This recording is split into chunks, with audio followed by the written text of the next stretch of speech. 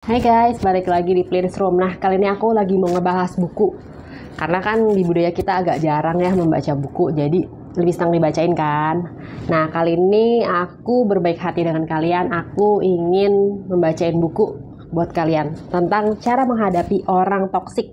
Dibacain dari buku When You Walk Away, Finding Freedom from Toxic People by Gary Thomas. Nah, ini dari versi Inggrisnya, aku translate ke bahasa Indonesia sehari-hari ya guys. Oke, sebelum aku lanjutin, jangan lupa kalian subscribe.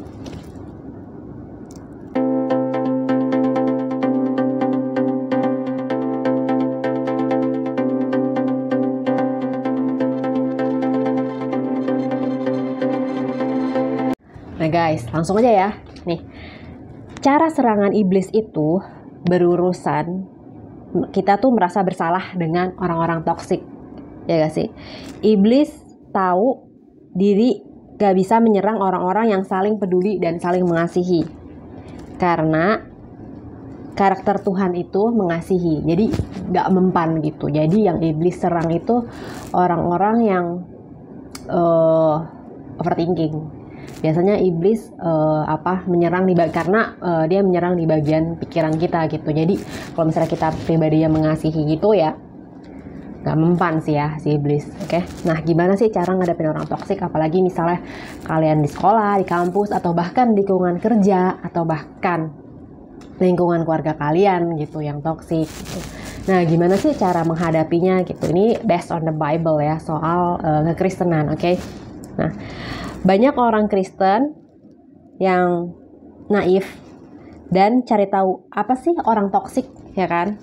Akhirnya mereka stres sendiri karena nggak paham apa sih orang toksik gitu. Nah, satu orang toksik bisa mengacaukan gereja, oke?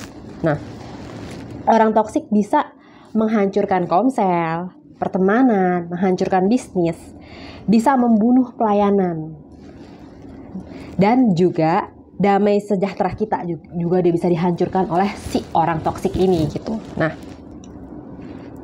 juga bisa menghancurkan sukacita kita, hamba-hamba Tuhan. Kadang tuh kita tuh merasa apa kita gila atau gimana gitu ya gak sih, ketika kita menghadapi dengan orang-orang toksik ini gitu. Nah, di sini tuh diajarin caranya gimana supaya orang toksik ini nggak ganggu hidup kita. Nah, caranya gimana? Nih, kalau kita udah ngomongin dan mereka masih gitu ya udah jalan aja kayak Tuhan Yesus gitu. Jadi kita udah nasehatin ke dia, kenapa sih lo nyebelin banget sih, lo seharusnya nggak boleh gitu dong. Dan ternyata tuh nggak mempengaruhi dia. Ya udah, let it go, cuek aja, jalan aja kayak Tuhan Yesus gitu. Karena orang toksik tuh akan selalu jadi orang toksik dengan cara dia sendiri gitu. Nah, jadi tuh nggak ada waktu yang terbuang sia-sia. Jadilah diri yang dapat diandalkan. Oke, kita baca di Matius 6 ayat 33. Matius 6 ayat 33. Nah, tetapi carilah dahulu kerajaan Allah dan kebenarannya, maka semuanya itu akan ditambahkan kepadamu. Terus 2 Timotius 2 ayat 2. 2 Timotius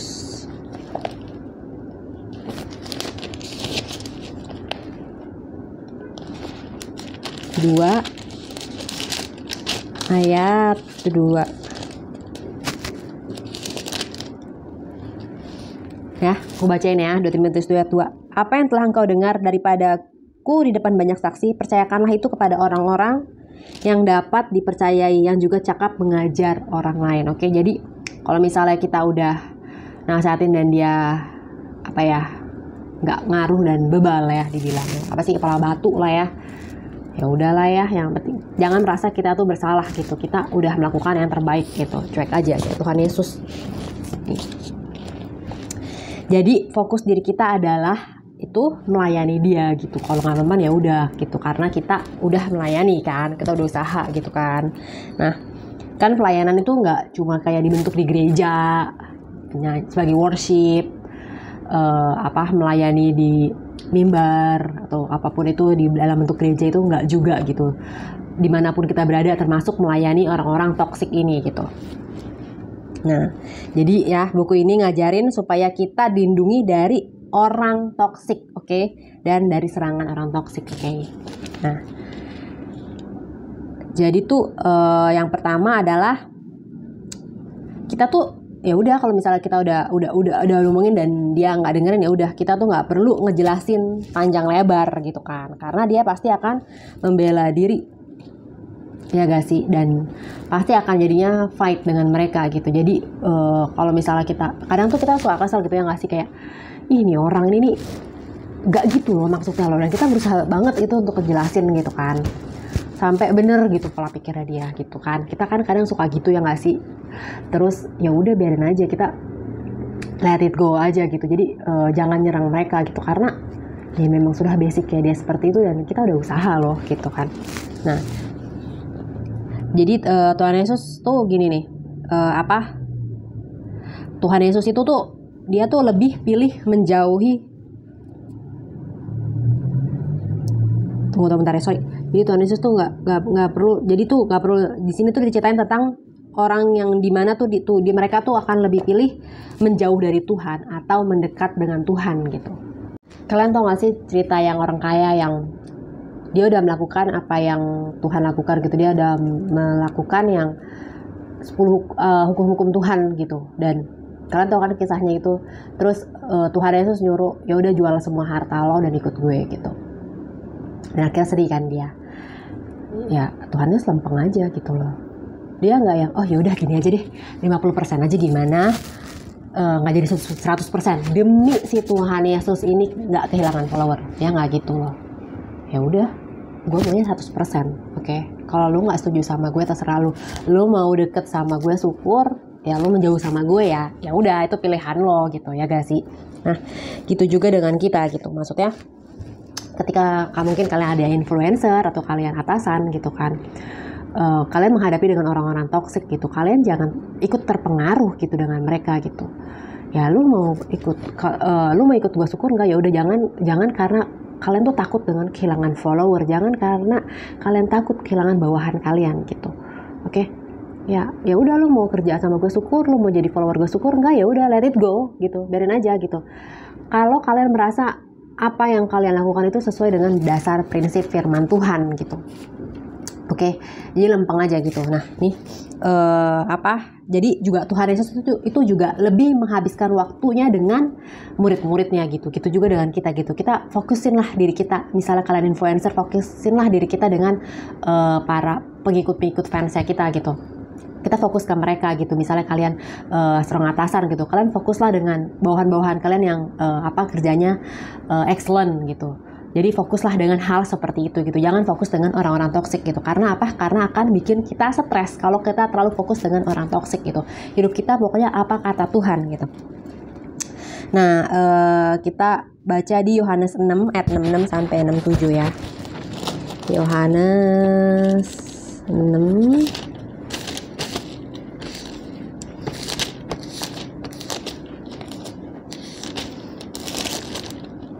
ayat 66 sampai 67. Tunggu ya guys, ini banyak banget, ini dia nih, oke? Sorry, bentar. Yohanes, Yohanes 6 ayat 67. Mulai dari waktu itu banyak murid-muridnya mengundurkan diri dan tidak lagi mengikuti dia. Terus ayat 67-nya, maka kata Yesus kepada kedua belas muridnya, apakah kamu tidak mau pergi juga? Ya, Tuhan Yesus itu nggak peduli loh, lu mau jadi muridnya gue apa enggak gitu ya. Yang penting gue udah ngasih tahu nih kebenaran itu gitu. Nah, ya kan Tuhan Yesus tuh nggak ribet jelasin gitu. Lu jangan pergi dong. Nih gue jelasin nih gini gitu. Enggak, oke? Malah dia nggak, pokoknya nggak ngejelasin kalau muridnya salah paham gitu, enggak, oke? Malah Tuhan Yesus ngomong ke salah satu muridnya nih, gimana, lo mau pergi juga nggak? Gitu, digituin sama Tuhan Yesus. Tuhan Yesus tuh nggak yang saking nggak mau kehilangan pengikutnya gitu, nggak sampai ngemis gitu, cuek aja, oke? Karena apa? Karena Tuhan Yesus tuh apa yang dia sampaikan itu adalah kebenaran gitu. Gitu juga dengan diri kita, oke? Jangan terpengaruh dengan orang toksik. Oke, dan Tuhan Yesus juga nggak depresi, nggak termanipulasi supaya muridnya setuju, ya. Yang pasti perasaannya ya pasti sedih gitu. Tapi itu nggak membuat Tuhan Yesus kehilangan fokus dengan pelayanannya. Nah, jadi ya kita harus lempeng aja kayak Tuhan Yesus ketika kita berhadapan dengan orang toksik. Yuk kita baca di Lukas 23 ayat 9. Lukas 23 ayat 9. Nah, ia mengajukan banyak pertanyaan kepada Yesus, tetapi Yesus tidak memberi jawaban apapun gitu.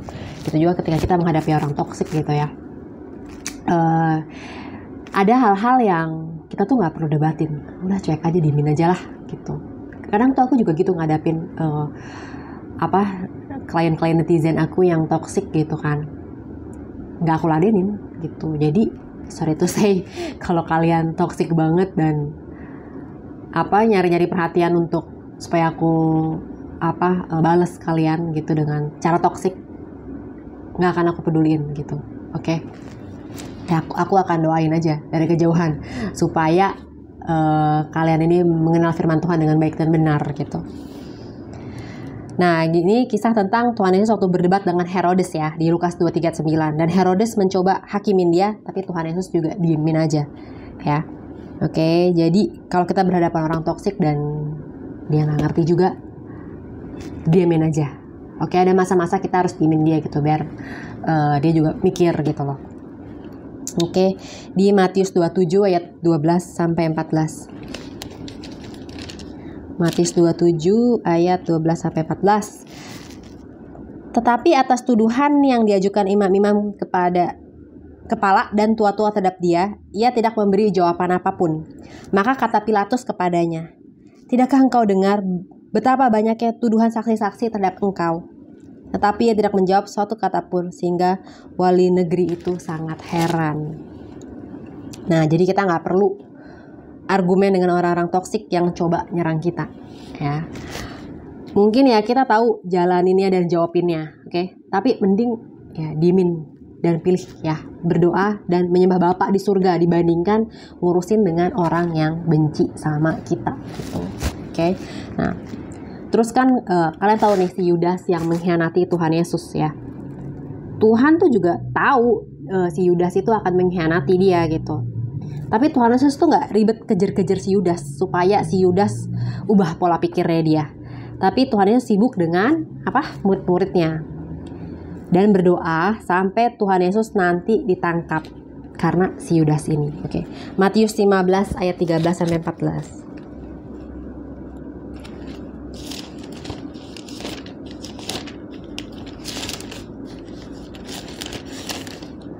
Matius 15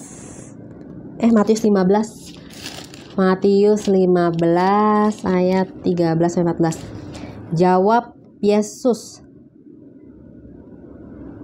"Setiap tanaman yang tidak ditanam oleh Bapakku yang di sorga akan dicabut dengan akar-akarnya. Biarkanlah mereka itu. Mereka orang buta yang menuntun orang buta. Jika orang buta menuntun orang buta, pasti keduanya jatuh ke dalam lubang." Oke, jadi misalnya orang toksik ketemu orang toksik, cuek aja. Oke. Ini agak pedes loh omongan Tuhan Yesus. Jadi kalau dari nggak pengaruh ya udah, biarkanlah dia dengan jalannya dia gitu loh. Nah, baca di Matius 7 ayat 22-23. Matius 7 ayat 22-23. Oke. Pada hari terakhir banyak orang akan berseru kepadaku, "Tuhan, Tuhan, bukankah kami bernubuat demi namamu dan mengusir setan demi namamu dan mengadakan banyak mujizat demi namamu?" Pada waktu itu aku akan berterus terang kepada mereka, dan berkata, "Aku tidak pernah mengenal kamu, nyalah daripadaku kamu sekalian pembuat kejahatan." Ya. Jadi ya udah biarin aja gitu. Kalau misalnya kayak orang-orang yang berusaha menyerang kita gitu, apalagi tentang kekristenan gitu kan, kita nggak usah lah bales-balesin gitu. Malah nanti kita yang tolak sama Tuhan loh. Apaan sih lu, gue nggak kenal sama lo gitu, kenapa lo jahat gitu sama orang-orang yang toxic gitu loh. Dimin aja, nggak usah pengaruh lah kita gitu kan. Nanti kita sendiri yang bermasalah dengan Tuhan gitu. Nah, kenapa Tuhan Yesus tuh sampai dia bilang, "Nyahlah kamu hai pembuat kejahatan," gitu kan? Karena Tuhan Yesus berbicara tentang kebenaran, dan Tuhan Yesus menghargai keputusan orang lain, termasuk keputusan si orang toksik itu gitu. Kita jangan terpengaruh sama dia gitu. Jadi yang ada kita malah jadi ikutan toksik kayak mereka gitu. Makanya Tuhan Yesus mengusir, walaupun lo udah pelayanan, lo udah memberitakan Injil gitu kan. Tapi orang toksik lo malah keikut gazel gitu. Lo keikut malah jadi emosi sama dia gitu. Jadinya ya diusir sama Tuhan Yesus kitanya gitu loh. Kenapa lo berpengaruh gitu, ya gak? Nah, jadi kalau orang yang kita layani nggak percaya tetap sama Tuhan Yesus, ya udah biarin aja, jangan dikontrol, tinggalin aja, doain, oke? Jadi ya biarkan Roh Kudus yang bekerja dalam kehidupan mereka gitu. Kalau mereka nggak percaya, ya udah doain aja, karena Tuhan Yesus itu nggak pernah maksa loh ya. Nah, yang kedua, orang toksik adalah bukan orang yang sulit. Mereka juga bukan orang yang gak aman. Nah, jadi buku ini juga dibahas. Orang menghancurkan misi kita, yang bikin kita kesal, yang membuat kita gak layak.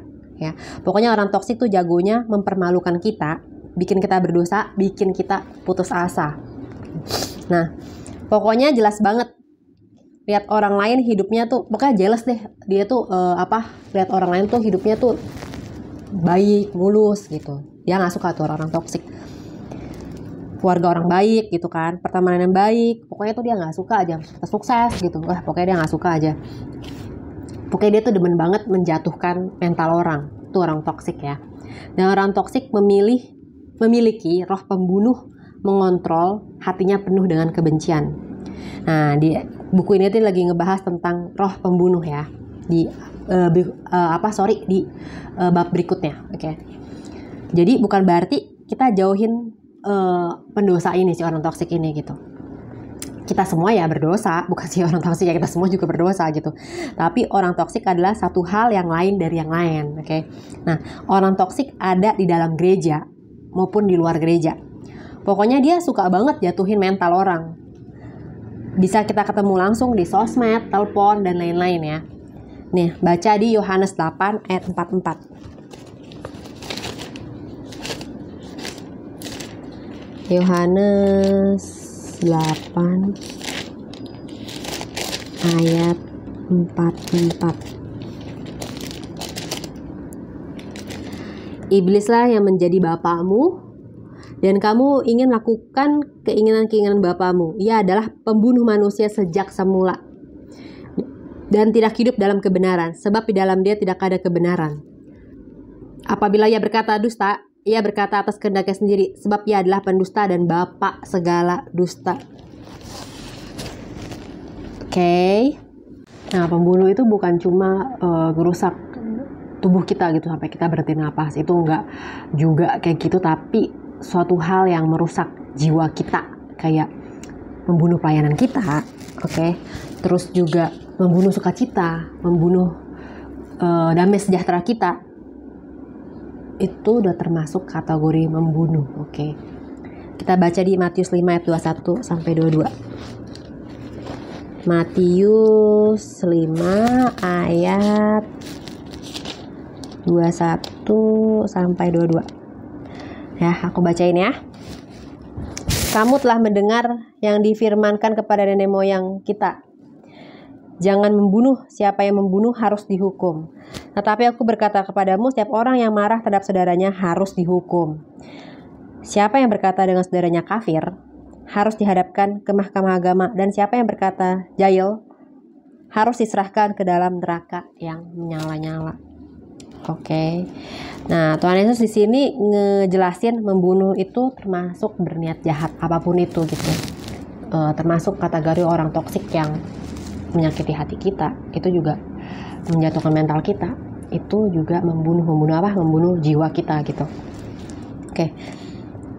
Kalau kita nggak setuju dengan niat jahat si orang toksik itu, dia pasti nggak akan setuju dengan apapun yang kita lakukan.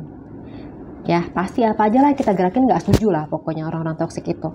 Jadi ya daripada kita stres, kepikiran, depresi, ikut-ikutan toksik, cuekin aja, biarin aja dia begitu. Oke. Kita baca di 1 Yohanes 3:15. 1 Yohanes 3:15. Bentar ya guys. 1 Yohanes 3 ayat 15. Setiap orang yang membenci saudaranya adalah seorang pembunuh manusia. Dan kamu tahu bahwa tidak ada seorang pembunuh yang tetap memiliki hidup yang kekal di dalam dirinya. Oke, tuh udah dibilangin sama Tuhan Yesus, bukan cuma membunuh tubuh, tapi jiwa itu juga nggak boleh sama Tuhan gitu. Ya. Terus bab berikutnya, di buku bab berikutnya, orang toksik itu pengontrol ya. Tuhan itu tuh nggak pernah mengontrol kita.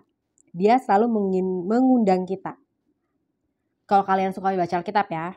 Jadi semua berdasarkan pilihan kita. Kita baca di Yosua 24 ayat 15. Yosua. Mana nih Yosua? Yosua apa jadinya nama ya guys?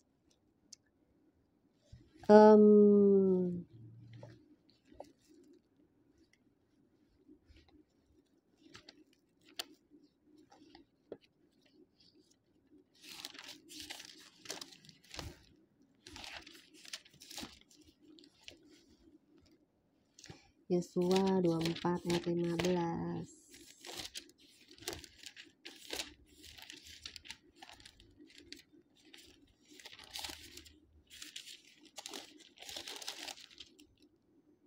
Nih.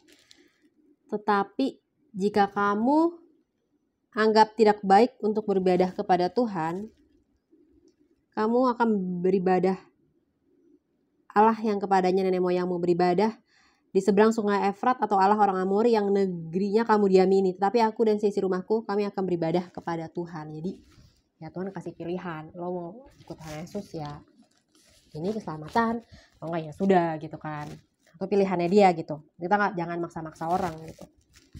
Oke. Di Ulangan 30 ayat 19 sampai 20. Ulangan 30 ayat 19 sampai 20. Oke. Aku memanggil langit dan bumi menjadi saksi terhadap kamu. Pada hari ini kepadamu kuperhadapkan kehidupan dan kematian, berkat dan kutuk. Pilihlah kehidupan supaya engkau hidup, baik maupun keturunanmu. Dengan mengasihi Tuhan Allahmu, mendengarkan suaranya dan berpaut padanya. Sebab hal itu berarti hidupmu dan lanjut umurmu untuk tinggal di tanah yang dijanjikan Tuhan. Dengan sumpah pada nenek moyangmu, yakni kepada Abraham, Ishak dan Yakub, untuk memberikannya kepada mereka ya. Kalian pilih salah satu, mau berkat atau kutuk gitu. Jadi Tuhan itu nggak mengontrol diri kita gitu. Oke. Di Wahyu 3 ayat 20. Wahyu 3 ayat 20.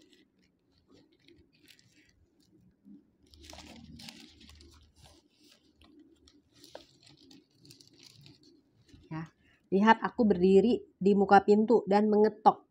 Jikalau ada orang yang mendengar suaraku dan membukakan pintu, aku akan masuk mendapatkannya dan aku makan bersama-sama dengan dia dan ia bersama-sama dengan aku ya. Tuhan Yesus itu ketok pintu guys, bukan didobrak. Didobrak itu memaksa, oke. Dia ketok pelan-pelan. Kalau kalian buka, ya aku akan masuk. Kalau enggak, ya aku nggak akan masuk gitu ya. Jadi Tuhan Yesus itu bukan pribadi yang mengontrol. Kalau kalian mencoba untuk mengontrol orang lain, berarti kalian itu toksik gitu. Oke. Waktu Tuhan Yesus ngelayanin juga gak mau orang lain, oke. Tuhan Yesus pokoknya tuh waktu dia di bumi juga, pokoknya dia nggak gini, lo harus percaya sama gue, kalau nggak percaya lo mati gitu, nggak. Tuhan Yesus itu slow guys, oke, gak mengontrol. Itu pilihannya dia. Yang penting dia udah memberitakan Injil waktu kehidupannya dia di bumi. Terus dia nggak mengontrol orang lain untuk lo harus percaya sama gue. Itu terserah dengan kita masing-masing. Oke.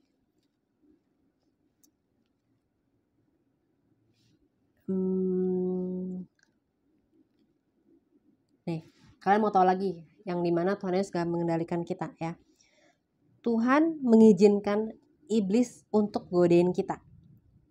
Nah, kalian baca sendiri itu di Yesaya 14 dan Wahyu 12 tuh, kalian baca satu pasal itu, oke? Nah, kalian baca sendiri pokoknya di rumah tuh karena panjang banget. Jadi itu gimana Tuhan Yesus itu membiarkan iblis untuk menggodain kita gitu kan. Kok kenapa Tuhan izinin si iblis gitu kan? Kenapa nggak diiniin, nggak dikerangkeng gitu si iblisnya gitu kan?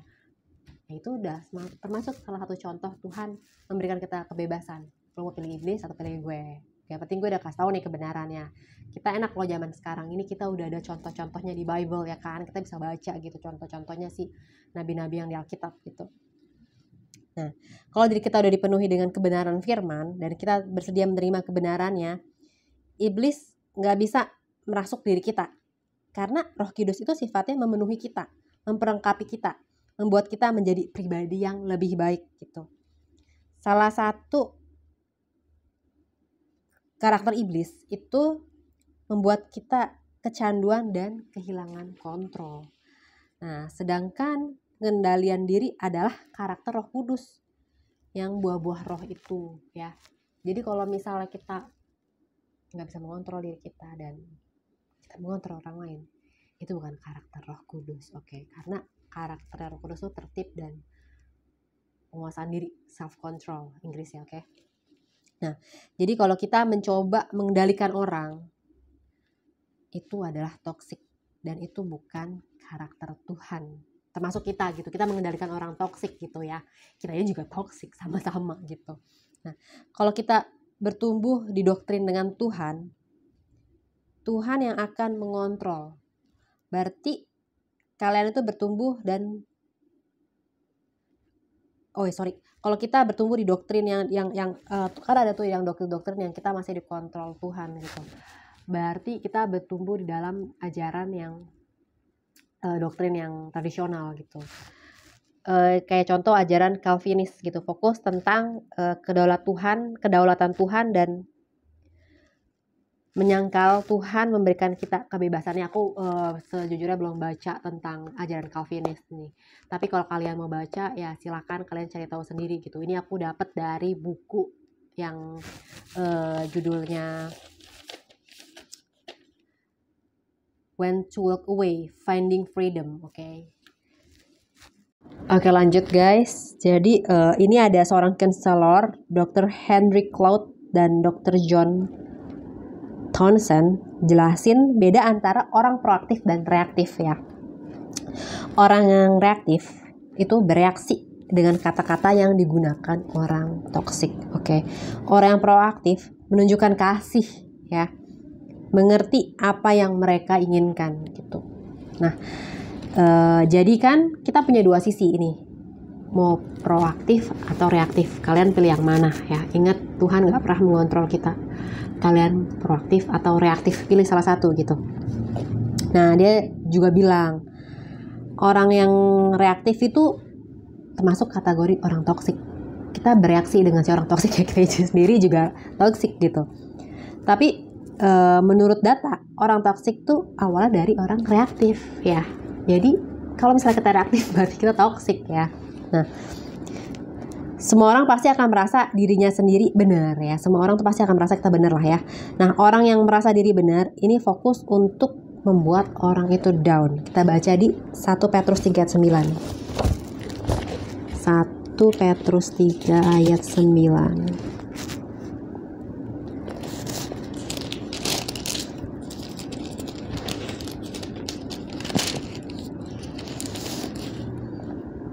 Nah, kita bacain ya. Dan janganlah membalas kejahatan dan kejahatan atau caci maki dengan caci maki. Tetapi sebaliknya, hendaklah kamu memberkati, karena untuk itulah kamu dipanggil, yaitu untuk memperoleh berkat. Ya, kamu reaktif atau proaktif. Oke, pilihlah salah satu ya. Nah, misalnya Tuhan Yesus menyembuhkan orang kusta ya. Di sini ini aku nggak, di sini tuh maksudnya di buku ini nggak bilang gitu orang kusta itu orang toksik itu, bukan ya. Ini cuma analogi ya. Jadi waktu Tuhan Yesus menyembuhkan orang kusta ini, Tuhan Yesus itu nggak terkena kusta juga, berarti nggak reaktif gitu ya. Tuhan Yesus itu menyembuhkan dan terjadilah sembuh dengan orang kusta ini gitu. Benar-benar udah clean gitu ketika Tuhan Yesus sembuhin, nggak pengaruh dan nggak bereaksi kustanya ini gitu. Ini analogi ya, oke. Mujizat terjadi kan sama Tuhan Yesus tanpa Tuhan Yesus terkena infeksi. Nah, sama seperti kita ketika bereaksi dengan orang toksik gitu. Kita fokus dengan miracle atau kita terkena infeksi virus toksik juga. Pilihlah salah satu dalam kehidupan kita gitu. Oke guys, kalau kalian mau lanjut sendiri baca, kalau nggak salah ada versi Indonesianya sih.